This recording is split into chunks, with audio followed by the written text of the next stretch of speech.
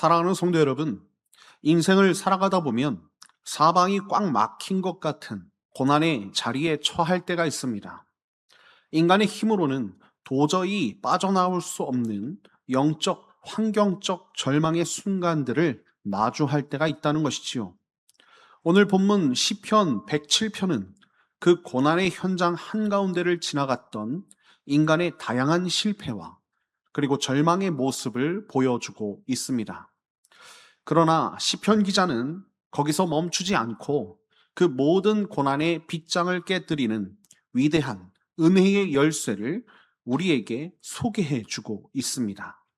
오늘 말씀을 통해 우리 삶의 모든 고난을 역전시키는 하나님의 일하심을 소망하는 저와 여러분 다 되시길 예수님의 이름으로 축원드립니다. 자, 광야와 같은 막막한 인생길에서 우리는 어떻게 헤쳐 나가야 하는가라는 것입니다. 첫 번째는 이것입니다. 첫 번째는요, 근심 중에 부르짖을 때 거주할 성읍으로 인도하신다는 것입니다. 자, 오늘 말씀 4절, 5절을 보면 이렇게 말씀하고 있습니다.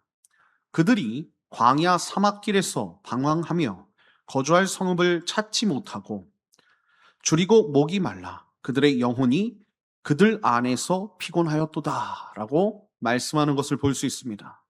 여러분, 시인은 먼저 광야에서 길을 잃고 방황하는 자들의 고통을 묘사하고 있습니다. 인생의 방향 감각을 상실한 채 한없이 맴돌면서 안식할 집을 찾지 못해 영혼이 바싹 타들어가는 그런 상태, 그것을 말하는 것이지요. 이 절박한 상황에서 반전이 일어나는 순간이 바로 오늘 본문 6절과 7절입니다. 6절, 7절을 읽어보겠습니다. 이에 그들이 근심 중에 여호와께 부르짖음에 그들의 고통에서 건지시고 또 바른 길로 인도하사 거주할 성읍에 이르게 하셨도다. 아멘. 여러분, 성도가 해야 할 일은 단 하나입니다. 바로 여호와 하나님께 부르짖는 것입니다. 인간의 모든 탐색이 실패로 끝난 그 자리에서 하나님께 부르짖을 때 하나님은 그들의 발걸음을 바른 길로 인도하사 가장 안전한 성읍에 이르게 하신다는 것입니다. 여러분, 이것이 바로 신실하신 하나님의 인자하심, 헤세드라는 것입니다.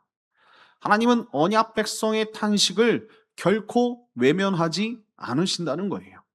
사랑하는 성도 여러분, 지금 내 삶의 자리가 길이 지워진 광야처럼 막막하고 영혼이 피곤하여 쓰러질 것 같습니까? 내 힘으로 길을 찾아 헤매는 수고를 멈추십시오.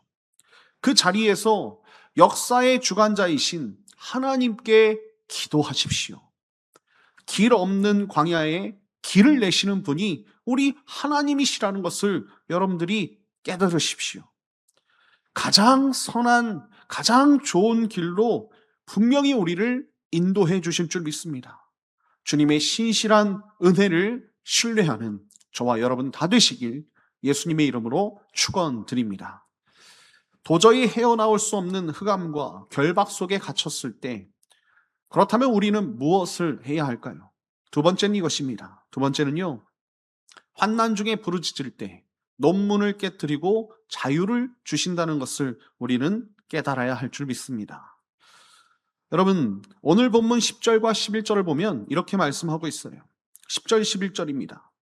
사람이 흑암과 사망의 그늘에 앉으며 곤고와 쇠사슬에 매임은 하나님의 말씀을 거역하며 지존자의 뜻을 멸시함이라. 아멘.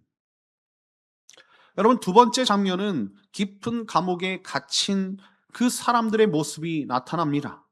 여기서 사망의 그늘은 생명의 빛이 완벽하게 차단된 절대적인 절망을 뜻하고 있어요. 인간이 어떤 노력으로도 뚫고 나올 수 없는 차가운 감옥인 것입니다. 그리고 그 비참한 고통의 원인은 하나님의 말씀을 거역하고 뜻을 멸시한 죄 때문에 그렇다는 것입니다. 하지만 13절과 14절을 한번 보십시오. 13절, 14절입니다. 이에 그들이 그 환난 중에 여호와께 부르짖음에 그들의 고통에서 구원하시되 흑암과 사망의 그늘에서 인도하여 내시고 그들의 얽어맨 줄을 끊으셨도다. 아멘.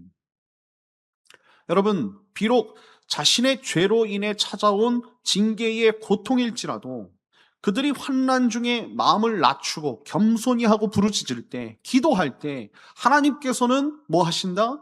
구원의 손길을 뻗으신다고 말씀하시는 것입니다. 자, 이어서 16절을 보니까 이렇게 말씀하고 있습니다. 그가 논문을 깨뜨리시며 쇠 빗장을 꺾으셨음이로다. 아멘. 여러분, 여기서 깨뜨리시며라는 이 단어는 원문에서 산산조각내다라고 말씀하고 있어요. 꺾으셨음이로다라는 단어도 단번에 두 동강이 냈다라는 그런 강렬한 뜻을 갖고 있습니다.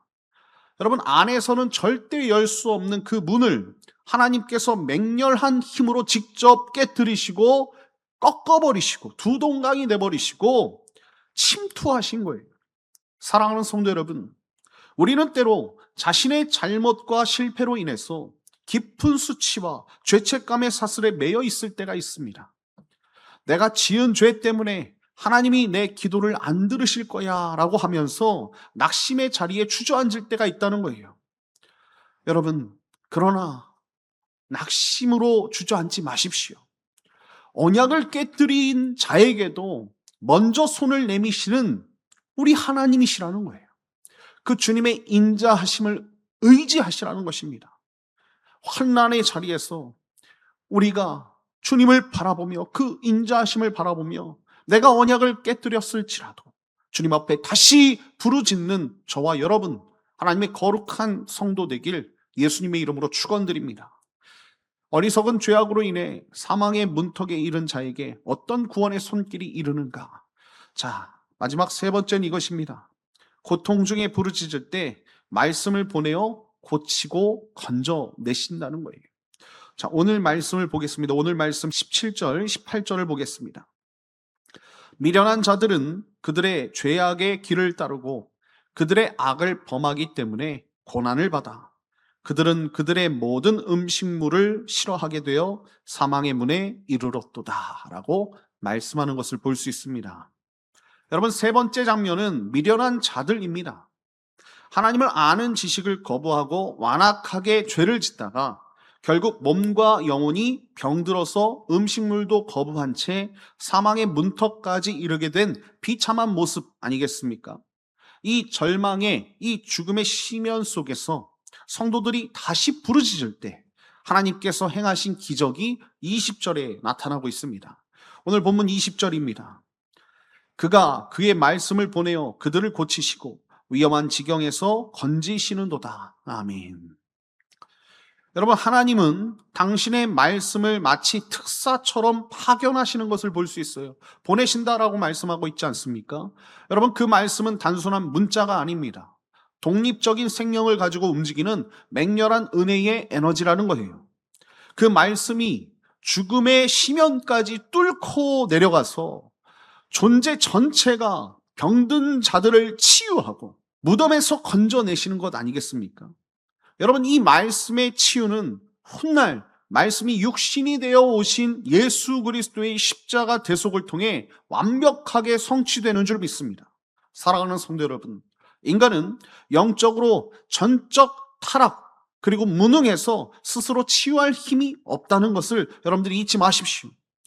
그러나 하나님께서는 우리의 무능함을 분명히 아시고 친히 살리시고 구원하시는 그 생명의 말씀, 그 복음을 우리에게 보내주시는 줄 믿습니다. 예수 그리스도, 그분이 곧 말씀이요 진리이시며 진리를 알 때 우리는 자유함을 얻게 되는 줄 믿습니다. 그 치유하시고 회복하는 그 말씀 앞에 나의 전적 무능함을 고백하며 엎드리고 성령 하나님께서 영과 육을 온전히 고치시는 그 역사를 바라보시는 저와 여러분 다 되시길 예수님의 이름으로 축원드립니다. 결론입니다. 김경진 목사님이라는 분이 계십니다. 설교학을 가르치시는데 김경진 목사님이 책에서 이런 이야기를 하십니다. 어느 날 악마가 자신의 모든 도구를 시장에 내놓고 사업을 정리하겠다고 발표했습니다.